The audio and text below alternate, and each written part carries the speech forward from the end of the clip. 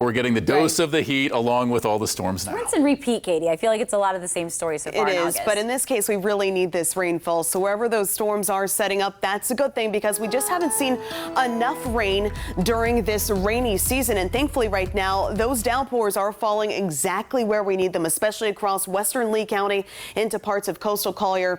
That's where we're seeing some of the worst of the drought, especially for western Charlotte County as well. So first, let's take a live look outside. Very ominous looking scene here from Cape Coral. Here we are. We're actually looking inland. You can see all of those storms right now affecting many communities from Suncoast Estates, North Fort Myers, even into parts of Cape Coral, but especially right now in parts of Fort Myers. We'll zoom in there here in just a moment. First, though, let's start our radar tour across Charlotte County.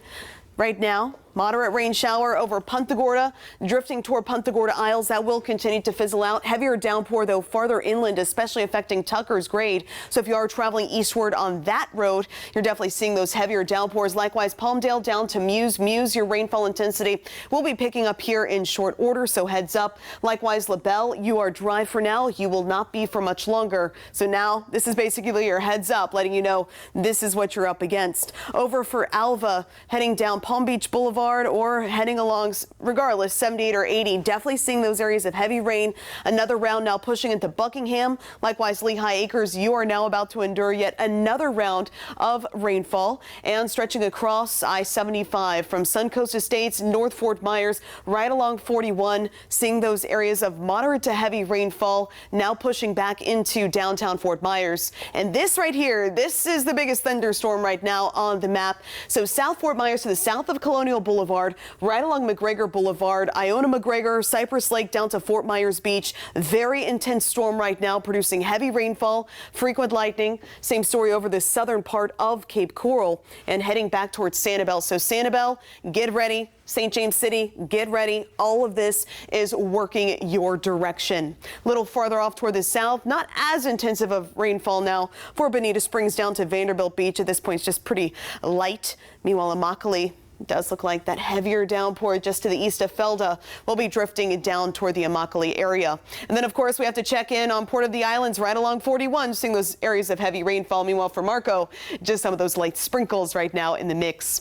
Next couple of hours will continue to stay active. So by 9 o'clock, things are winding down, and by 10 o'clock, those showers and storms will be few and far between. Overnight tonight, clouds clear out, and the first half of tomorrow should be pretty quiet.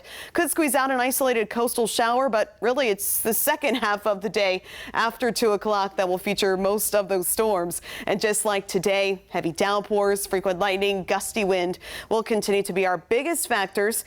It's going to be scattered, similar to tonight. Not all of us being impacted, but where we are, if you do have Friday evening plans, just make sure you have that rain gear close, just in case. After sunset, though, those storms lose their intensity.